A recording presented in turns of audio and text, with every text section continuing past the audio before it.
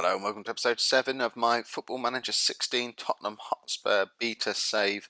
I'm Kev and it's the Capital One Cup final today. We are playing Manchester City at Wembley and hopefully going to be able to pick up our first piece of silverware of the season. I mentioned in the last episode how we'd been in some really good form coming into this game. Coming into the previous game, which was a really disappointing defeat against Everton, where we didn't even really create very much and we were just poor in that game. And pretty much the poor form has continued from then on. We've had as good as the run we had leading into that Everton game was in yesterday's episode. The run leading into this Capital One Cup final is about as poor as we could have possibly have got. So we had that 1-0 defeat against Everton, which was in the last live com. We then lost 3-2 at home to West Brom, which was even worse. They just dominated us. They took the lead early. We managed to pull one back. They took the lead again and then pulled out a 2-goal lead. We pulled one back, but never really looked like getting back into that game. And that was with pretty much our full strength side. There was a couple of players rotating into it. Just to try and save some players for the Newcastle game that was coming in a few days later. Harry Kane still wasn't fit. He was still recovering from his whiplash, wasn't even on the bench. In fact, we were so down to the bare bones that we only named 6 players on the bench for that match, which was a slight oversight on my part, but just didn't see the point in putting any younger players or reserve players on there when I knew there was no chance of them coming on. We did manage to actually pick up our only win of this run in the following game at the weekend. So this was our 3rd game in 7 days. This is away to Newcastle. And basically, Christian Eriksen dragged us through this game. We didn't really create anything. We had really shocking possession again. I'm certain this is an issue with the beta now. And as soon as the day 1 patch comes out, possession stats are going to go back to normal. Because I've never seen stats as low as 26% before. But I think that's the 2nd time now I've had a stat of 26% on my possession. So bearing in mind we won the game, we didn't create very much, but I find it hard to believe we only had the ball for a quarter of the time, and I find it really hard to believe that over half the match was spent with Newcastle camped out in the final third of the pitch, and they only created 13 chances in that time. Something doesn't quite add up there for me, but happy with the victory against Newcastle, and it was much needed as well because after that match we went on an almost month-long spell that we're still in without playing a league game. So that game was on the 9th of February. Our next league game is this upcoming Wednesday on the 2nd of March. So it's been nearly a month without a league game.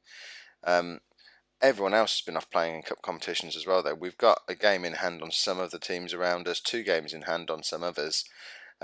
Liverpool, who are the team we're most closely battling, are also in the Europa League though, so they've played the same amount of games as us. But most encouragingly, despite not playing in the league at all for over 3 weeks, we're still nice and secure in that 6th place position. West Ham and Everton are starting to catch up a little bit, but we have games in hand on both of them, so really happy with our league position. Not so happy with our performance in the 2 cups. Leading into this cup final, we've been knocked out of both of the other cup competitions. So we've had the Europa League. It was a ridiculous match. I'm going to show you this match. Couldn't have started any better. Harry Kane hit a perfect hat trick inside the first 11 minutes. It was a header, left foot, right foot, and at that point, fairly sure we're going to be safe into the 2nd knockout round. I was even considering bringing Kane off at half time just because he'd done his work. It was his first full game back after injury. Get him off the pitch, rest him up, ready for the FA Cup game at the weekend. But my plans started to change when they pulled one back and then they pulled a second one back, bringing it to 3-2. We did bring it to 4-2 again by half time, but we just didn't really have a look secure in the game, and then they brought it back to 4-3 with just under an hour to go. Just under an hour gone, and then this was the real killer. In the 93rd minute, they scored an equaliser. 4-4 at home in any competition at any time is ridiculous, but when you're in the knockout stages of a European competition, it is just disastrous, and you deserve to get knocked out if you concede 4 goals at home at any point in a European competition. And we just never really turned it back around again in the return leg. Following week, we went to Dnipro. They took the lead early on. We equalised just on the stroke of half time. We then proceeded to try and throw the kitchen sink at them for an hour, for 45 minutes. Didn't get us anywhere. Finished 1-1. Another one of these pathetically low possession stats that I'm certain isn't quite right, because we were camped out in their penalty area for most of the second half. But it was not to be, so we were out of the Europa League, and we got knocked out of that just a couple of days after we were also knocked out of the FA Cup in a really disappointing game away to Norwich, where we played a fairly strong team. It's basically a backup defence and goalkeeper, but further forward than that, it's a fairly strong lineup. But Norwich just, and bearing in mind, Norwich are a team who are, they're going down this season. They've only got 18 points. They're in a pretty poor run of form. Not won a league game for who knows how long. But we never looked like beating them. Even when we got that goal back, it was massively against the run of play. Another really, really low possession stat, and just a really disappointing performance all round. So, the Capital One Cup has this final has taken on a lot more significance now. When we were winning the semi-final, we're only talking a month ago, it was one of 4 competitions that we were potentially in with a shout of doing really well in.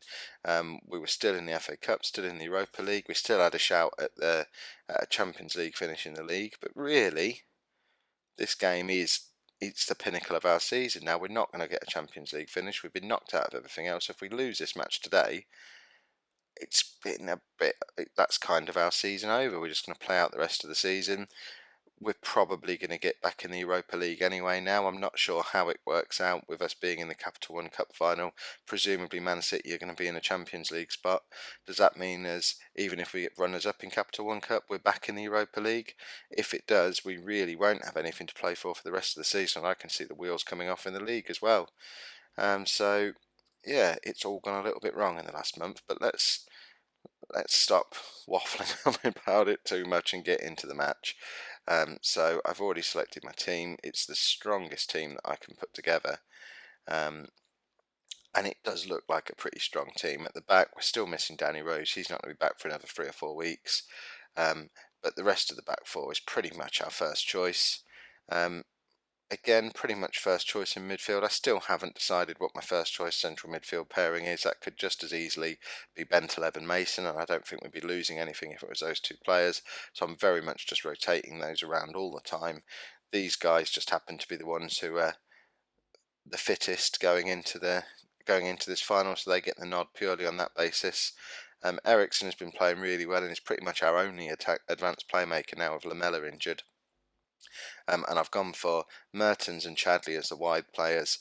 Son could rightly be a little bit disappointed to be missing out, but isn't quite as fit as the other 2, and is the most likely to be an impact player coming on as a sub in any of the 3 more attacking positions. And obviously, if he can walk, Harry Kane plays.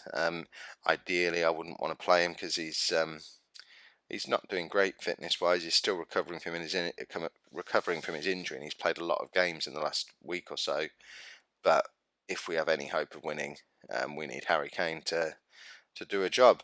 We're going there with a defensive mentality. We're going to be highly structured. We're going to get men behind the ball. We're going to waste time. We really are going into this final trying to frustrate Man City and try to catch them on the break. The media have got them as strong favourites. We'll tell the media we're going to try and attack, but realistically, we just want to frustrate Man City, catch them on the break. We have 3 quick attacking players and a lethal finisher up front, so if we can get them on the break, I'm confident that we can snatch a goal. And then it's just all about whether this back 4 and goalkeeper have got what it takes to keep things solid at the other end, which I know they have on their day. It's just whether or not this is going to be their day. So it looks like it's going to be a Spurs highlight to start things off. If we can get a goal here, that would be amazing. And wow, Ericsson has just stuck that into the top corner. Now, our game plan from here, if anything, we've scored a little bit too early, because now we really are just going to try and sit behind the ball for 80 minutes while Man City throw everything at us. If we'd have stayed 0-0 for the first 45 minutes to an hour, we would have had to withstand a lot less from them, because they wouldn't be trying to force an equaliser the whole time. So on one side, it gives us more opportunities for counter-attacks, as they're going to commit more men forward, but also it means we've got to go a lot longer trying to keep them out, and whether or not we're going to have the fitness and the concentration to do that, I guess we shall wait and see. First Man City highlight coming up now. Kolarov trying to get the ball in from wide. He's hit that into Toure. Silva's got far too much space here, but we are doing a fairly good job of getting the ball off from Sterling's broken free in the area though, and now Kolarov with the cross into Nasri, rebounds off Loris, and David Silva has put that in, and that is 1-1 after 25 minutes. And if they that could very well be the start of a period of serious domination for Man City. Now they've got their goal, it's only 25 minutes in. They could just go and nick a couple more before half time and finish the game before half time if they wanted to, and we'd be fairly powerless to stop that from happening. We've just got to hope the original game plan continues to serve us right. So sit back, try and soak up the pressure, try and hit them on the break. We've got another highlight building from it. Oh, Chadley's intercepted that. Is this going to be our highlight? Walker's got the ball out wide. Cross in. Harry Kane. Oh, that was I would put that down as a clear-cut chance for him. It hasn't ticked over as one, but you would expect a cross in like that finds Harry Kane. You would expect that to be a goal. But Chadley's intercepted again there. But now Toure's got the ball back, and Man City are just knocking it around again. They're very comfortable knocking the ball around in front of us there, and Sterling's just scored a fantastic goal. And like I say, powerless to stop that. They've got so many attacking players who can just sit around on the edge of our box. They can just stroke it around between them, as you can see there. And that is a nice finish from Sterling. But now our game plan is seriously tested, because we can't really go at them yet. It's far too early in the game to try and become more attacking ourselves. We just risk getting absolutely thrashed if we do that. But now it becomes one of those situations where we have to decide at which point we start trying to attack a little bit. I'm going to come out again for the second half still with the defensive mindset, with a view to switching things up at the hour mark maybe, if it's still 2-1. If Man City score again, then the game is pretty much away from us. We'll just, I don't know, it's one of those things. Do we hurl everything at them and try and get back into the game, or do we try and avoid embarrassment in a Wembley final? Because the last thing we want is to get absolutely stuffed today. It really affect morale, and then everything else fall apart in the league as well. Come on, let's get an equaliser here. Walker's got the ball out wide. Let's get that into Harry Kane. But no, they've just dispossessed him too easily. But Mertens has got the ball back now. Out to Walker again. Let's get that cross in. Kane not quite firing today. But we've got an Ericsson corner now. They've just taken it off us again too easily. We need to get Harry Kane into this match. Mertens also isn't really showing up in any of the highlights. And I think it is change time, and Son is going to come on for Mertens definitely. We're going to switch things up a little bit as well. We're going to go to counter. We're not going to go too over the top. We're going to go to a structured shape, and we're not going to fiddle too much with team instructions at the moment. That's the only substitution I'm going to make at the moment. I've got Townsend and Ng there as attacking options to come on, but neither of them are as good as what we've got on the pitch really. So we'll give this lineup 5-10 minutes to see if they can start creating anything at all really. I mean, we've created as many chances as City have.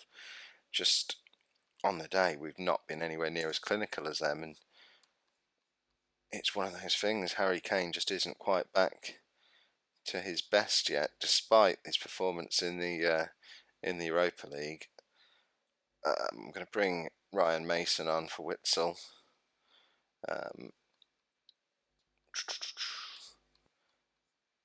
See, Kane is the He's the lowest rating of the forwards, but I'd be mad to bring him off. Right, we need to go a bit more attacking here. We're just going to go to standard for now. Again, we don't want to go over the top. If we push too many men forward, we will just get caught. So we'll give it another few minutes. I might bring Ng on. Right, Harry Kane is struggling for both form and fitness now. It seems insane with only 10 minutes to go, but I'm considering taking him off. Because I want to get Ng on just because he offers something a little bit different. Actually, no, I might bring Townsend on and put Son up top. Let's do that. Son just has that little bit more goal scoring threat about him. We're going to switch him on to an advanced forward just to really try and stretch things up there. And this really is our final roll of the dice. Let's go to control. We need to. We don't want to shoot on sight. Is it not just a get ball? I don't want to pump the ball into the box either. What I want to do isn't really an option. I just want to encourage them to get the ball forward a little bit more. This is going to have to do. Come on, let's snatch an equaliser. 5 minutes to go. We will just switch to hurl everything forward. Overload or whatever it's called. But City are going to get another goal here, and then that's it. There's no coming back from this. We will just hurl everything at them, just because I'll wonder what could have happened if we don't. So let's pump the ball into the box. We haven't even got Kane up there to get on the end of it now, though. So we'll look for the overlap as well. Yeah, why not? Let's see what happens. It seems silly to be pumping the ball into the box when we haven't got a target man on the pitch anymore, but I don't know, perhaps a lump forward will just give Son something to chase. But I think this game is beyond us now, unfortunately, and it's such a shame the point of the season it's come. If it had come a month earlier, when we were in that rich vein of form, we would have beaten City comfortably. We were beating all the top teams at that point. But bizarrely, it seems to be when Harry Kane returned to the team, the wheels fell off a little bit. We played much better without him. Perhaps the rest of the team doesn't suit having a target man in the side. Might be worth, if we can get an offer in the region of 30, 40 million for Harry Kane from Man United in the summer, if they're interested again. Perhaps letting him go wouldn't be the worst thing if we can bring in a quicker, pacier striker to replace him and sort of change the whole way the whole team plays to get back to when we were doing so well. But that is the end of the match. We have lost in the Capital One Cup final. That is a shame. I wonder if we've qualified for the Europa League anyway. I'm sure I'll find out in a notification. But if you've made it this far into the episode, please hit that like button. I would really appreciate it. And let me know in the comments if you'd have approached that game in the same way. Would you have perhaps gone a bit more attacking a little bit earlier in the match? Would you have played the lineup I played? What would you do about the Harry Kane situation? Would you be looking to sell him and perhaps look for a quicker, pacier striker? I mean, Mourinho would be the obvious one. Would be fairly happy with a straight swap for them, I think, but let me know what you'd do. Make sure to subscribe to the channel and find out if we got into Europe in tomorrow's episode. Thanks very much for watching.